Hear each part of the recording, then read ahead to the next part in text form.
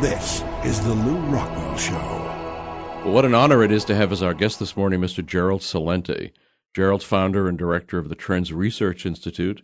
He edits the Trends Research Institute's famous publication, the Trends Journal. He's a close combat practitioner. They better watch out at the TSA. He's also a black belt trainer, a self-described political atheist. We'll link to Gerald's LRC archives. I urge everybody to look at that, to his YouTube archive, to his Facebook page. So, Gerald, many things to talk about. You've said some interesting things recently about the so-called enhanced pat-down.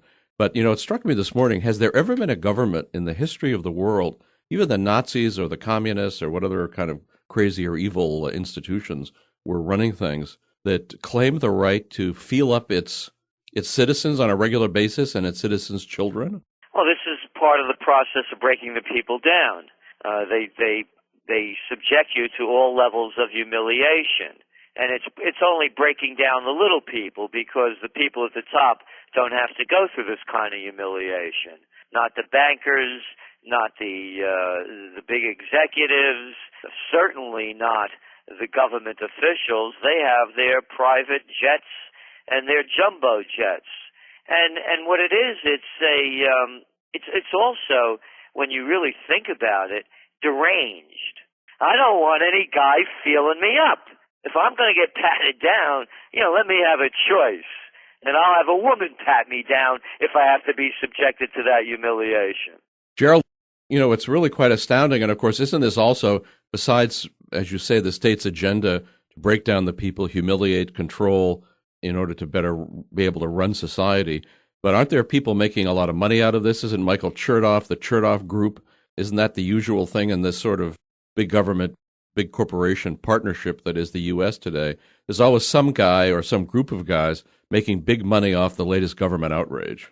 Exactly, just like the wars. It's the soldiers of the Fortune 500. When you think about it, Lou, could you imagine that we have these so-called military contractors protecting our troops overseas? It's all about money. It's a racket. And when you mention Chertoff, let's go back to what happened with that so-called Christmas Day underwear bomber. He couldn't have ignited it, number one, without an electronic device or very high heat, and the accelerants he had, every expert said wouldn't work.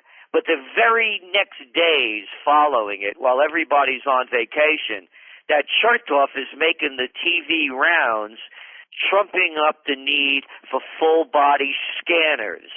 How about full-body scammer? This guy's Chertoff Group over there his client is Rapiscan or Rapiscam, the people that are selling these things. This is an outrage, and it's at every level. It's at every level. They're ripping off the little people so these weasels can make money. And of course, if there were actually the sort of terrorist threat that they tell us about, who wanted to cause a lot of trouble, why would you deal with the TSA? You could blow up the ticket counters, you could blow up a mall, you could blow up any other number of things, if the terrorist threat were actually what they claim it is. Exactly. And it's to frighten the little people, all of us people, and subject us to their rule. I was coming back on a flight from Las Vegas this week. I was sitting next to an 83-year-old woman. She has diabetes. They pulled her over and patted her down because she had needles with her.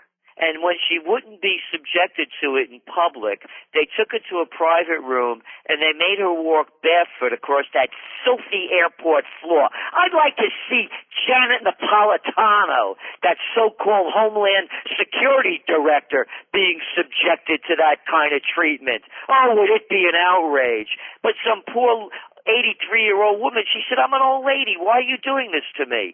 They don't care. They're deranged. Anybody that makes a policy like this, I'm wondering, are they, they've turned this whole nation into a nanny state anyway.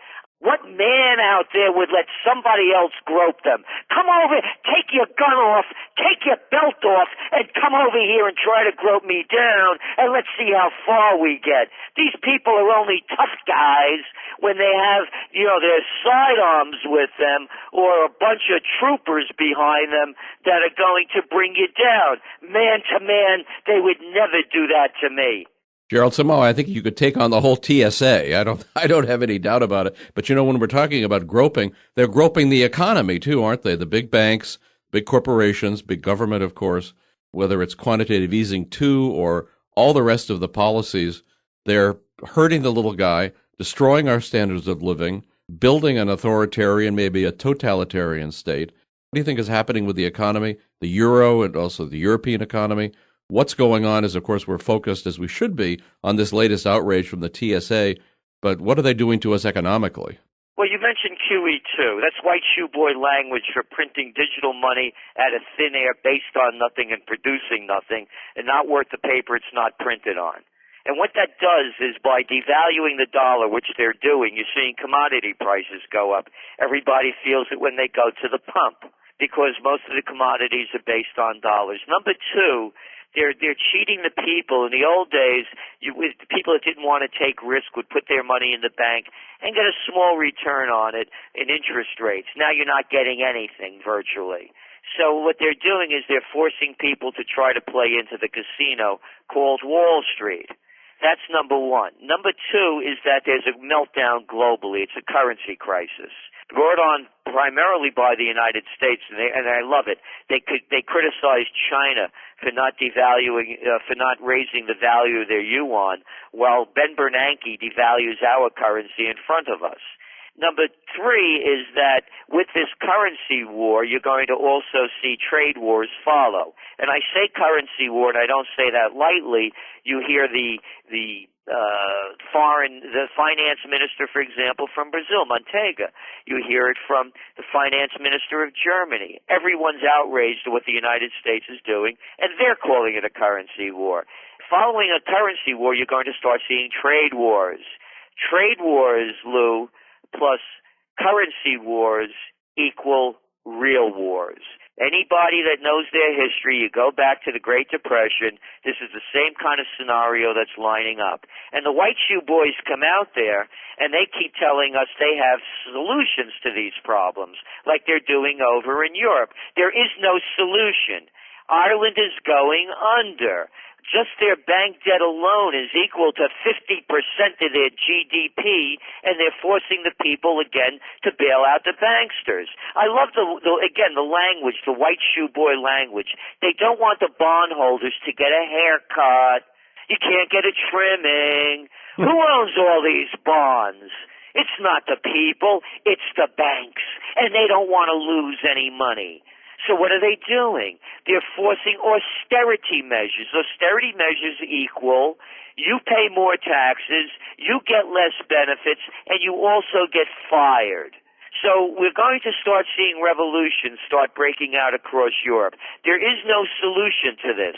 And all of this talk, by the way, one more thing about how the little people pay and they don't reap the rewards.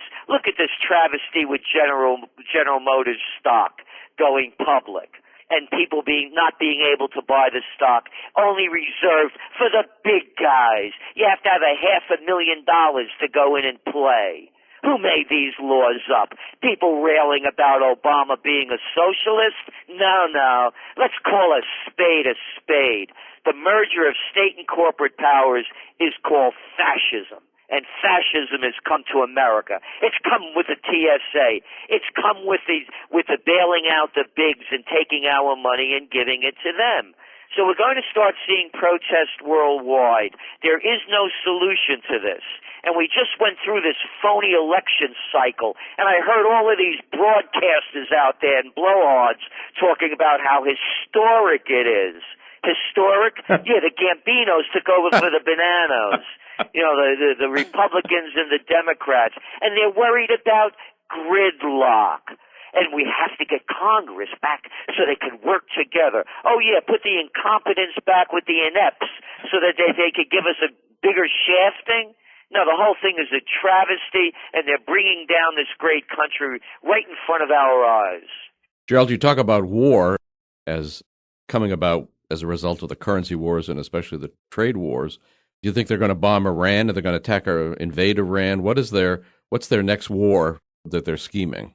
It does look like it looks like Iran is going to be the next one, and of course the whole Middle East situation. This bogus thing they always talk about, Middle East peace talks. It's like Groundhog Day. Nothing ever happens. It's the same routine. They roll out the red carpet. The Secretary of State chit-chats about this and that, and nothing happens ever. And so we could also see an explosion happen in Israel.